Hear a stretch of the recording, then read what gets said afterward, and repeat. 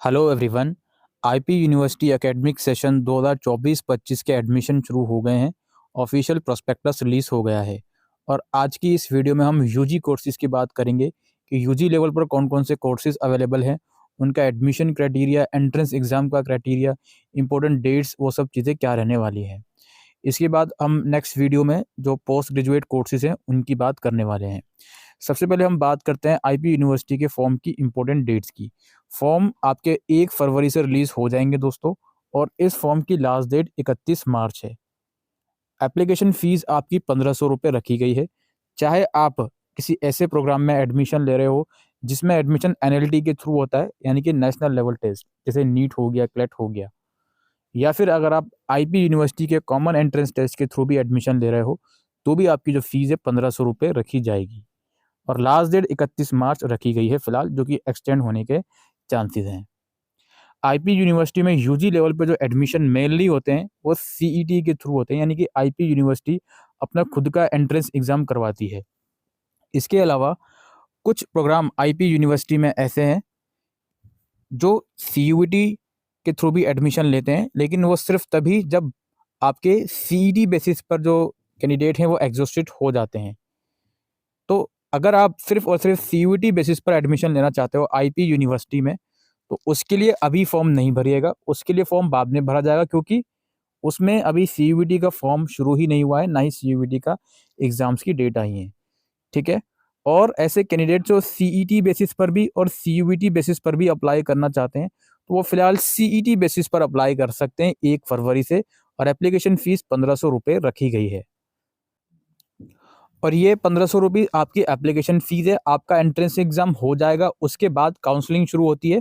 Counselling के लिए online apply करना होता है, उसकी फ़ीस अलग से लगती है, वो 1000 रुपीज़ की होती है, और ये दोनों ही फ़ीस आपकी नॉन रिफंडेबल रहती हैं।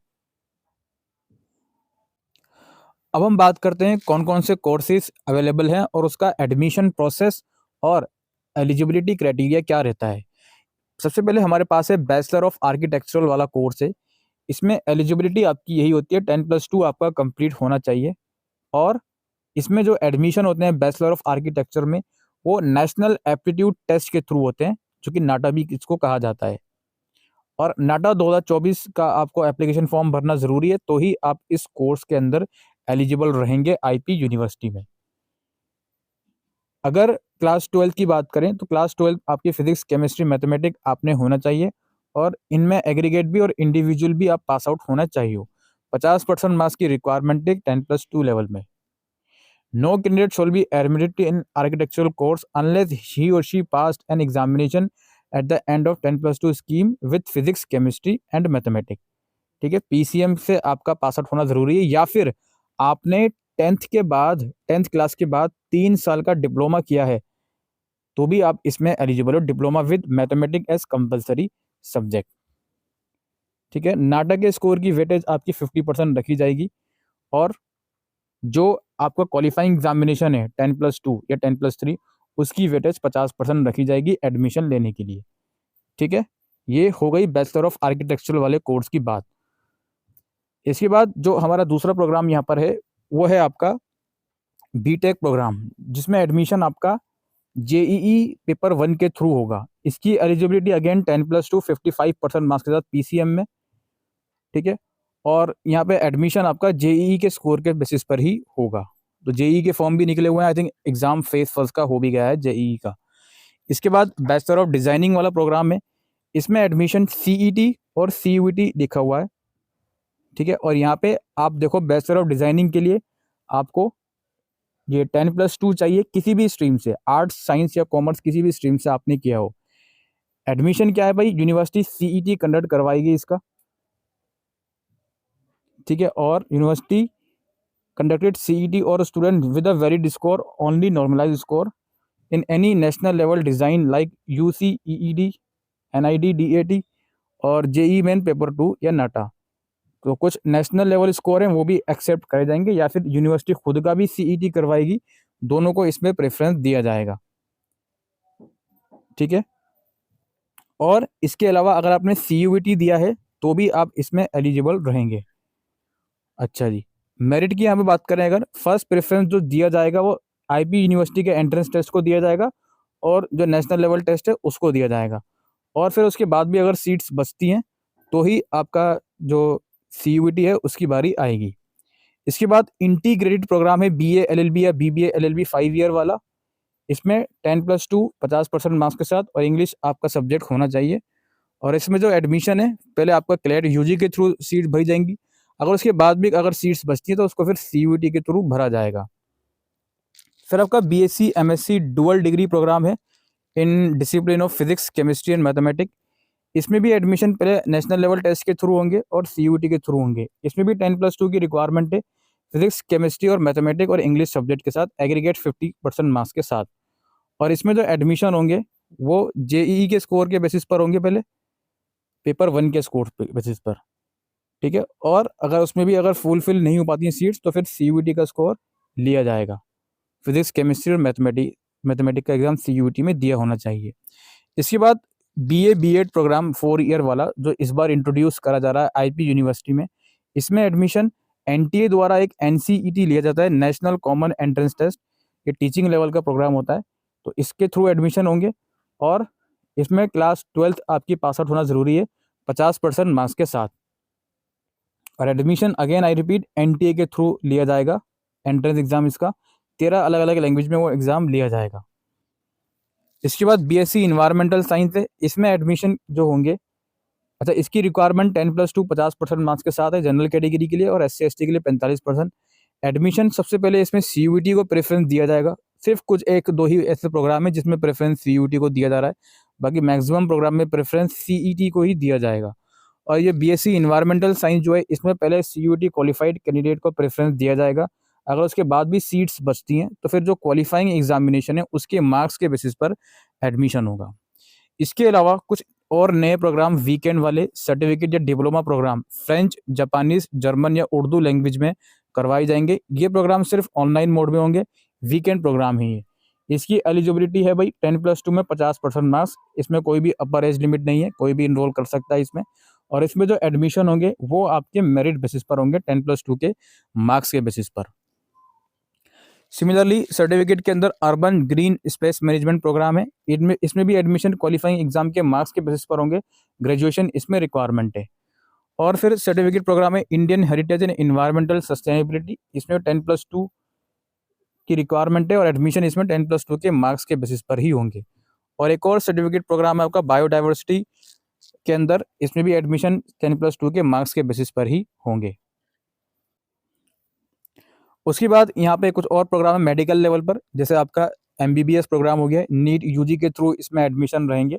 और एलिजिबिलिटी क्या है भाई इसका, 12th क्लास में फिजिक्स, केमिस्ट्री, बायोलॉजी या और इंग्लिश के साथ 50% एग्रीगेट मार्क्स आपके होने चाहिए। SC ST और OBC के लिए 40% की रिक्वायरमेंट है। फिर यहाँ पे मेडिकल के अंदर BDS प्रोग्राम है, अगेन 12th क्लास में फिजिक्स, केमिस्ट्री, बायोलॉजी और इंग्लिश सब्जेक्ट 50% एग्रीगेट होने चाहिए। और इसमें भी एडमिशन आपके नीट UG के थ्रू होंगे, ठीक है। और आपका मेडिकल लेवल के अंदर BSc ऑनर्स नर्सिंग है, जो सिर्फ फीमेल अनमेरिड कैंडिडेट्स के लिए होता है।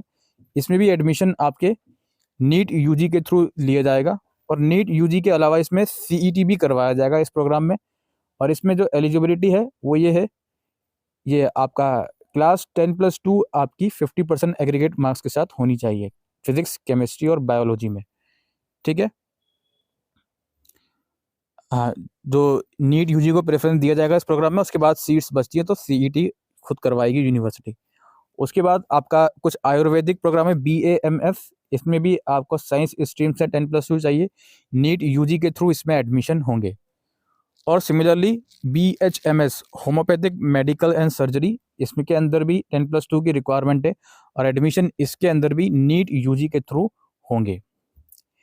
इसके बाद कुछ और प्रोग्राम की हम बात करते हैं, जैसे लेटरल एंट्री है बीटेक के अंदर, इसमें सिर्फ CET के थ्रू एडमिशन होंगे। इसकी रिक्वायरमेंट ये है 3 साल का डिप्लोमा चाहिए इनको इंजीनियरिंग टेक्नोलॉजी ब्रांच में, जिसमें 60% एग्रीगेट मार्क्स होने चाहिए किसी भी रिकॉग्नाइज AICTE अप्रूव इंस्टीट्यूट से। एडमिशन अगेन CET के बेसिस पर होगा, ठीक है। Candidate with diploma in architecture are not eligible, architecture में अगर डिप्लोमा किया है तो आप एलिजिबल नहीं हो। फिर lateral entry BTech BSc graduates के लिए भी है, अगर आप बीएससी ग्रेजुएट हो 60% मार्क्स के साथ तो भी आप लेटरल एंट्री बीटेक में एडमिशन ले सकते हो, और आपको सीईटी यानी कि आईपी यूनिवर्सिटी का एंट्रेंस देना होगा। बीटेक है बायोटेक्नोलॉजी में, इसके लिए 10+2 की रिक्वायरमेंट है 55% मार्क्स के साथ, फिजिक्स केमिस्ट्री मैथमेटिक या मैथमेटिक ना होकर बायोलॉजी, और एडमिशन इसमें सीईटी के थ्रू होंगे। अगर सीट्स बचती हैं उसके बाद भी तो फिर सीयूटी को कंसिडर करा जाएगा। इसके बाद आपका बीसीए प्रोग्राम है, आईपी यूनिवर्सिटी का मोस्ट पॉपुलर प्रोग्राम है ये। इसमें एडमिशन पहले सीईटी के थ्रू लिए जाएंगे, उसके बाद भी अगर सीट्स बचती हैं तो फिर सीयूटी के थ्रू लिया जाएगा। इसमें 12th क्लास में 50% मार्क्स आपके एग्रीगेट होनी चाहिए, विद इंग्लिश सब्जेक्ट आपका होना चाहिए और मैथमेटिक्स या कंप्यूटर साइंस सब्जेक्ट आपका होना चाहिए, और कोई और सब्जेक्ट जो कंप्यूटर साइंस से रिलेटेड हो वो भी चल जाएगा। आपने 3 साल का डिप्लोमा किया है इंजीनियरिंग ब्रांच पॉलिटेक्निक में तो भी आप इसमें एलिजिबल हो, और एडमिशन क्राइटेरिया मैं आपको बता चुका हूँ। बीएससी योगा में भी पहले सीईटी के थ्रू सीट्स फुल करी जाएंगी, फिर सीयूटी के थ्रू फिल करी जाएंगी। इसमें भी 12th पास आप होने चाहिए साइंस स्ट्रीम के साथ, मिनिमम 50% मार्क्स के साथ।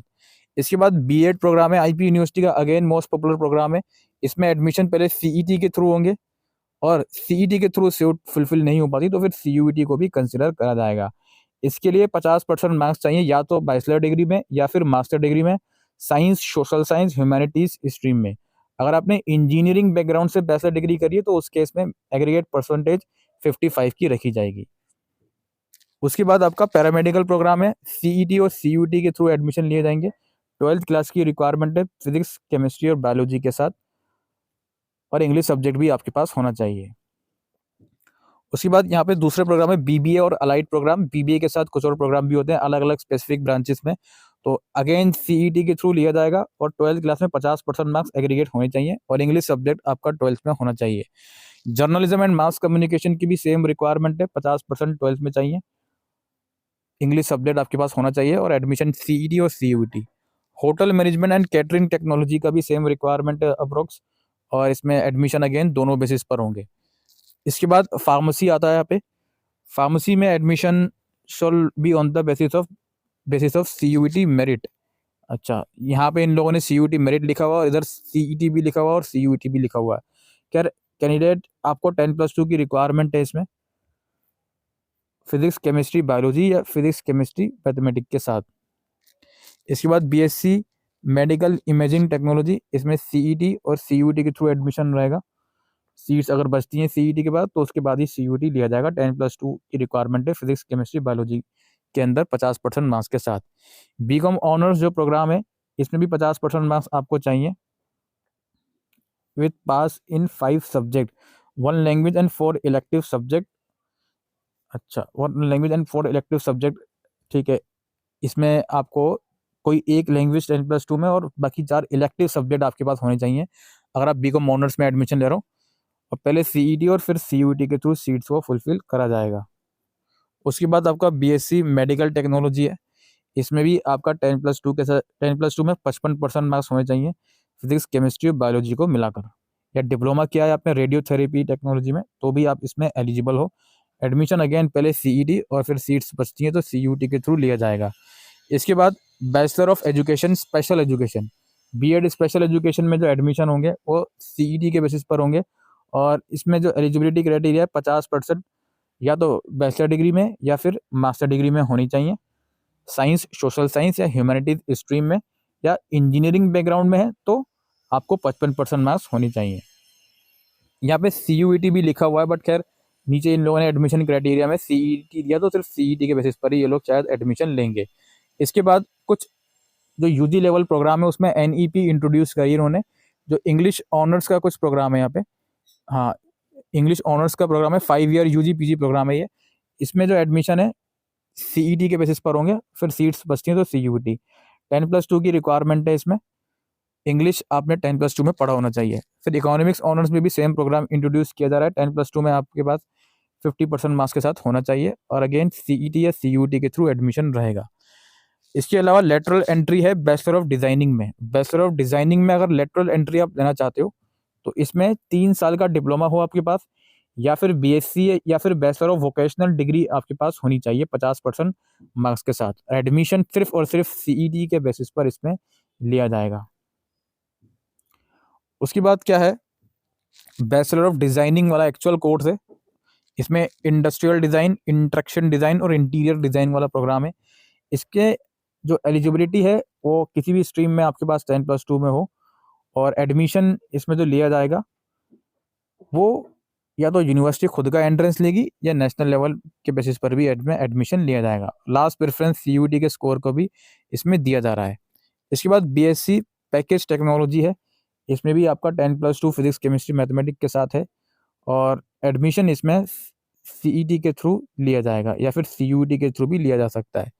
और 4 साल वाला बीए प्रोग्राम है लिबरल आर्ट्स में, जिसमें मेजर आप पढ़ोगे history, sociology and political science को। इसमें भी एडमिशन 10+2 के बेसिस पर ही होगा, और एडमिशन क्राइटेरिया इसमें आपका सीईटी के बेसिस पर एडमिशन होंगे।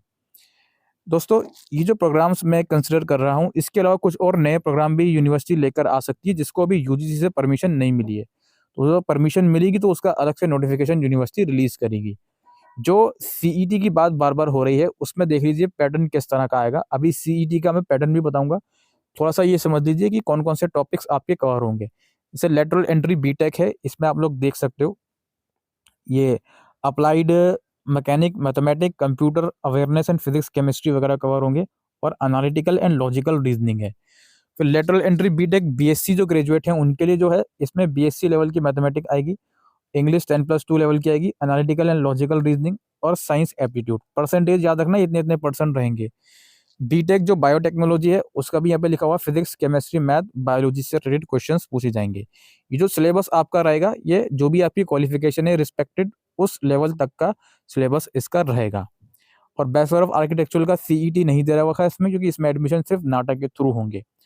उसके बाद बीसीए प्रोग्राम का देख लो, या बीएससी योगा या बीएड प्रोग्राम का देख लो, अलग अलग यहाँ पे लिखा हुआ है। जैसे बीसीए के अंदर इंग्लिश, मैथ्स, कंप्यूटर अवेयरनेस और जनरल नॉलेज, आईटी से रिलेटेड क्वेश्चन होंगे, सोशल साइंस।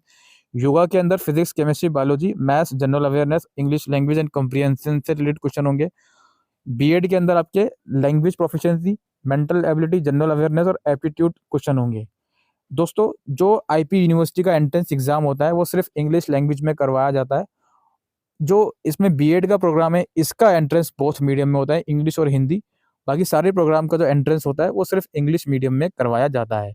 पैरामेडिकल प्रोग्राम अगर आप बीपीटी, बीपीओ, बीएससी, एमएलटी या बीओटी में जा रहे हो तो फिजिक्स, केमिस्ट्री, बायोलॉजी है। अगर आप बीए एसएलपी में जा रहे हो तो फिजिक्स, केमिस्ट्री, बायोलॉजी और मैथमेटिक दोनों हो सकते हैं। ऑप्शन मिलेगा आपको बायोलॉजी या मैथमेटिक का। इसके अलावा बीबीए का आप देख लो, general awareness, logical reasoning, aptitude aptitude related to field of management and communication, 25% इसका रहेगा। होटल मैनेजमेंट का आप देख लो, जर्नलिज्म का देख लो, English language, general awareness, reasoning और मेंटल और मीडिया एप्टीट्यूड।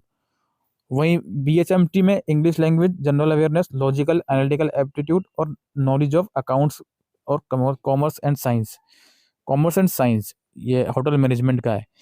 फिर उसी तरीके से आप यहाँ पे बीकॉम ऑनर्स का देख सकते हो, general English, logical reasoning, data interpretation और जनरल अवेयरनेस, ये सब सेक्शन रहने वाले हैं। बीएससी के अंदर आप देख सकते हो एमटीआर का, इसमें बायोलॉजी, फिजिक्स, केमिस्ट्री और इंग्लिश का सेक्शन रहेगा। बीएड स्पेशल एजुकेशन के अंदर ये language proficiency, mental ability, general awareness और एप्टीट्यूड रहेगा। ठीक है, और बीएड स्पेशल एजुकेशन का भी एग्जाम बाइलिंगुअल रहेगा। और जो 4 ईयर वाले प्रोग्राम है इंग्लिश ऑनर्स के अंदर जनरल इंग्लिश, लिटरेरी एप्टीट्यूड और जनरल अवेयरनेस। इकोनॉमिक्स के अंदर जनरल इंग्लिश, इकोनॉमिक्स, स्टैटिस्टिक्स और मैथमेटिक्स रहेगा। डिजाइनिंग वाले जो प्रोग्राम है वो अगेन नेशनल लेवल के थ्रू है, तो इसमें पैटर्न नहीं दिया हुआ इन लोगों ने, ना ही लेटरल एंट्री में दिया हुआ। जो liberal arts with major in history वाला प्रोग्राम है, इसमें भी इंग्लिश, लिटरेरी एप्टीट्यूड और जनरल अवेयरनेस का सेक्शन रहेगा। और यहाँ पे बीएससी पैकेज टेक्नोलॉजी जो 4 ईयर वाला प्रोग्राम है उसका भी यहाँ पे आप देख सकते हो, जनरल एप्टीट्यूड है और डोमेन स्पेसिफिक क्वेश्चंस आपसे पूछे जाएंगे।